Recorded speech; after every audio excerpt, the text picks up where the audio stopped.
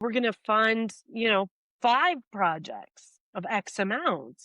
And in order to create a robust marketplace, so that marketplace will compete with each other and they will end up, and us consumers will end up with a better product because they're helping all of these startups in order to create similar solutions using this technology, but might want to build different products. Like that's kind of like the best way of using capitalism to have an idea, to develop it, etc. And it's very, you win if you make profit, right? The money is the win way.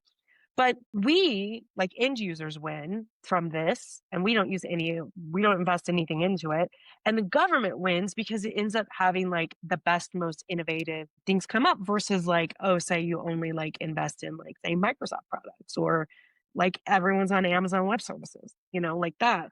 Like the diversity is critical to the success because the competition, in order to compete, you become better.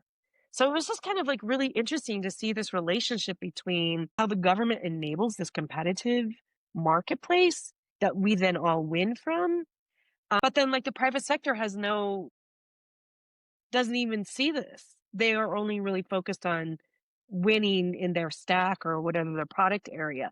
And so I feel like, again, like private sector could like have a little bit of more awareness of where they fit in the overall scheme of things. It's not, I'm not saying that they shouldn't make money. I mean, money, you have to make money to survive. That's the currency of the realm. But there's more to these technologies than just profit. And I think there's some other business models that kind of explore that. So it's just really interesting to see what comes. And also, the internet and the government, like some of these projects that you might think, how are you going to apply this? I mean, I was on the internet really early days, had no user interface.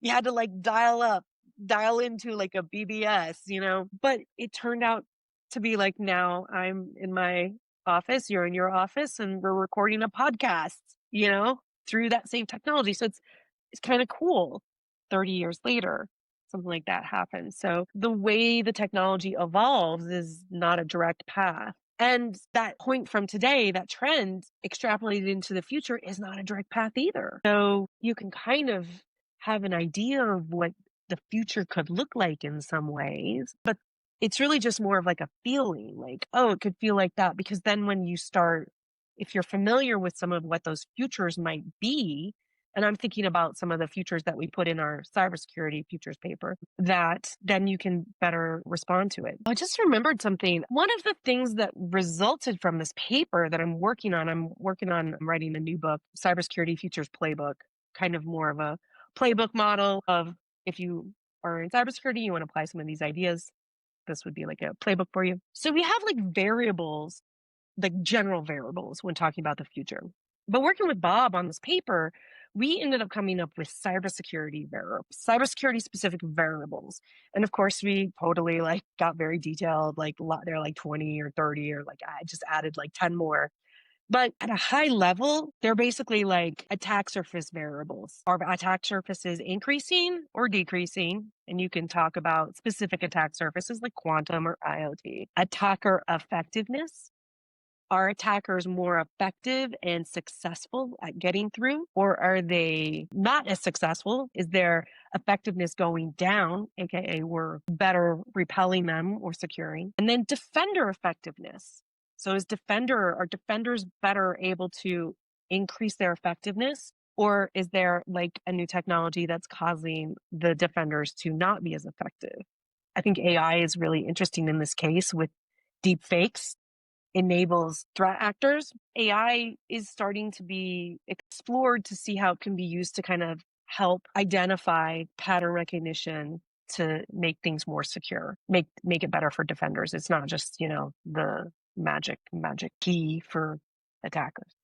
Hmm. So those kinds of variables. And I really want to get some feedback on how these variables, the concepts of these variables, like attack surface, attacker effectiveness, defender effectiveness, how they could be used like for you or for other people that you're listening to. And that's one of the reasons why I'm realizing like I need to write this book and then get it out there. And I'm interviewing folks so that to see if some of these theories can practically improve your guys' ability to secure things. Yeah, it's interesting, because I talked to a lot of experts, and it's pretty well just like kind of recognized that most companies, secure their environment pretty well. Right? Like the vast majority of them will, put the funds in, get the right tools, deploy it, configure it properly, and everything else like that. And so attackers realize that. And attackers, realize, okay, if I'm going to actually attack this company, it's going to be a huge amount of resources if I do anything, kind of like technical. And so they're resorting to other, social engineering methods, right? Like you look at the Caesars Entertainment breach or the MGM Mhm. breach, Mhm. whichever one it was. I think it was Caesars, where they just called up the help desk and said, "Hey, I'm locked out. I need to reset my MFA token.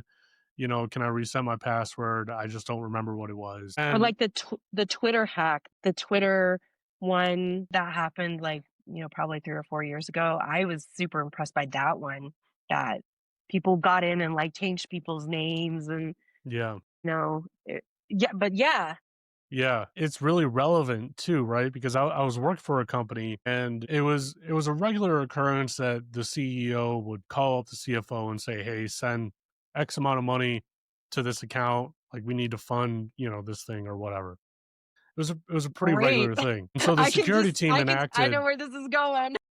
yeah, so the security team enacted a passcode that rotates every month or every week, whatever it was. And they just told the CFO, like, look, if we figure out that you don't request this passcode, or if you do it without the passcode, it doesn't matter if the CEO remembers it or not. Like, you have to get this passcode, and if you don't, you're fired the next day. Like the next day, you are fired. It's done. It was written into his contract. And so, one time, actually, an attacker, called up, deepfake the CEO's voice, which is very easy. They just get some earning calls, recordings of his voice, mimic it, sounded exactly like the CEO, looked like it came from his number, right? And the CFO was good with everything. He's like, okay, send this account. It was like 15 million to this account. He said, okay, what's the passcode? And they couldn't figure it out. It was completely threw him off. And he said, like the CFO was like, okay, I'll give you one more try with the passcode. And if you can't do it, we're ending this call. And so they couldn't do it. So he ended the call, and then he like forwarded the thing on, right? Like how he should. And sure enough, I mean, it was an attacker, and that was the only thing that was keeping them from it. Because, my paranoid mindset is, like, okay, well, what if everything else fails? Like deep fakes are brand new. Surely an attacker wouldn't be using a deep fake. Like, well, no, let's assume that they are, right? Like, Mhm. let's assume that they are. Let's assume that they're competent. Let's assume everything else fails in the environment. What's the last thing that we have? You can request something, Mhm. and it just rotates regularly. So like the CFO even has to like go look up what it is, at times within a secured document, within a secured server and whatnot, right? Wow. But like being able to think ahead and, Yeah. kind of outsmart or outwit these attackers, because like these guys, I mean, I guess I am one of these guys to some extent, right? Where it's just like you see a problem and you see it as a challenge, and it's just like, okay, well, I'm going to spend an in like abnormal amount of time thinking about this, testing it. Like, I can't tell you the amount of times or amount of hours that I've spent, testing out different things just to see if it would work, and the thousands of failures that I had. Like, for me, that's just another day. And people think Yeah. that they'll just eventually stop. It's like, no, these guys, when they're set on something, like, there's no stopping a